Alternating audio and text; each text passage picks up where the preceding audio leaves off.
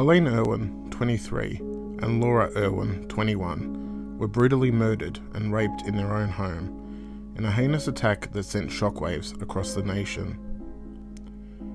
The sisters were found dead in their home in Melbourne's West on Friday, January 27, 2006. In 2002, they had moved from where they grew up into Lumber, a town with fewer than 100 households, to the suburb of Altona North, near the city of Melbourne. Laura was an aspiring filmmaker who worked as a graphic artist for Channel 10. Colleen had a passion for photography and was an employee at Ted's camera store. While they left their parents Alan and Shirley behind in their childhood home, about 2 hours away, Laura and Colleen were in touch with their mum and dad every single day, often multiple times. So when Alan and Shirley didn't hear from them on January 28, they immediately knew something was wrong. Colleen called her mother on Friday to say that she was going to a housewarming, as did Laura, who told her mum that she was staying home and was going to relax as she'd had a big week at work. That was the last time she ever heard from them. The next day arrived and Shirley started to get concerned. She wasn't getting any texts or calls and told her husband Alan she hadn't heard from the girls.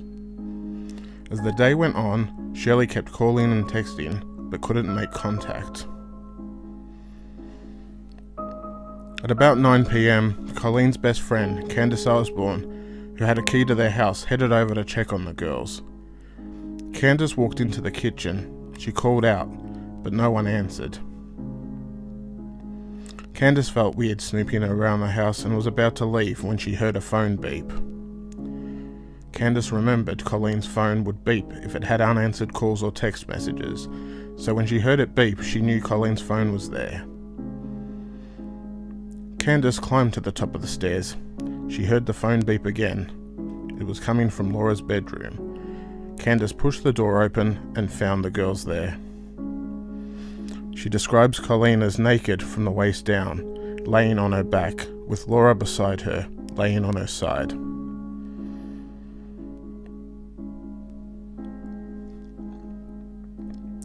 It is believed Colleen returned from a party while Laura was in bed asleep. When she drove onto her driveway at about 12:45 a.m, Colleen got out of her car and was grabbed by her killer, who forced her inside her home. While little is known about what exactly happened or how long their ordeal was, the pair were found stabbed. They had attempted to call 000 for help at some stage. Telstra confirmed one of the two women had made a call to emergency services at 1:44 a.m, 1 hour after Colleen got home, but the call hung up after 5 seconds.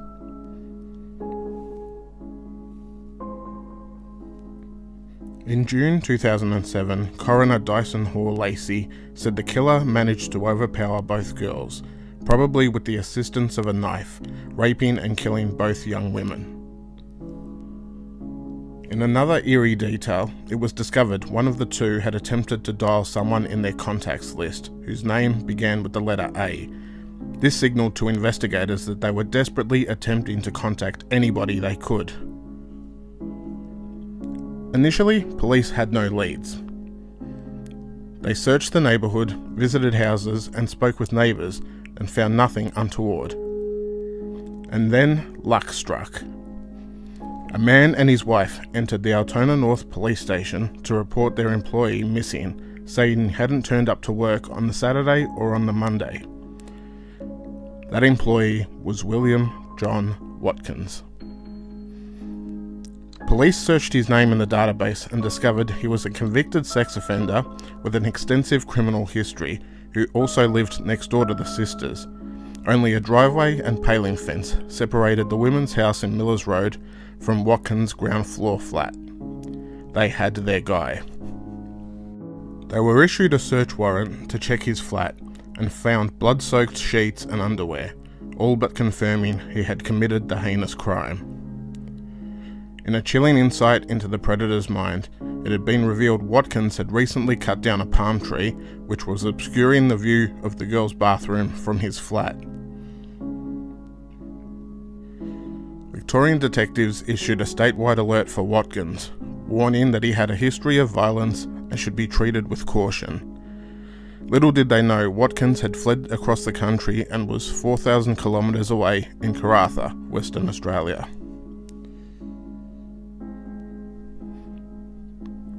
Court documents show Watkins' long list of convictions included rape, assaulting police, aggravated burglary, theft, drug possession, unlicensed driving, and multiple offences of drunkenness. He had been jailed several times for crimes including bashing and stealing from a blind woman after he broke into her home in 1998. Monday, January 31st.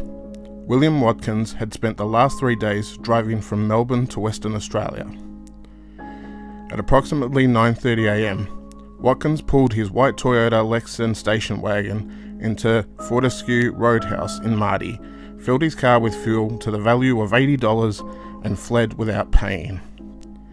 Fortescue Roadhouse reported the theft to police. At approximately 10:25 am, Sergeant Shane Gray spotted the vehicle and pulled Watkins over before engaging in what he thought was a civil, well-mannered conversation. Sergeant Gray said Watkins was initially polite, readily handing over his license. Fortunately for Watkins, WA police did not have access to his criminal history in their database, as the states didn't share this information with each other at the time, so Sergeant Gray had no idea he had a suspect in a double murder on his hands. Sergeant Gray advised Watkins he had to come back to the station to sort the fuel issue out, to which Watkins agreed. The next thing Sergeant Gray recalls is seeing a flash of white. It was Watkins' fist. Sergeant Gray fell to the ground as Watkins delivered knees to the sergeant's face and ribs. During the assault, Sergeant Gray managed to pull his gun and fired at Watkins, hitting him in the chest. Watkins died at the scene. Sergeant Gray radioed for assistance, then laid on the road until help arrived. In the violent struggle, Sergeant Gray suffered a broken nose and cranial bleeding. It wasn't until the next day that Sergeant Gray found out about the murders. Sergeant Gray stated that what Watkins did to the Irwin sisters made it easier to live with the shooting. He described Watkins as a dog of an animal. The mother of the murdered women, Shirley Irwin, said Watkins' death did nothing to soften the family's grief, adding that the only good thing to come from his death is that he can't hurt anyone else.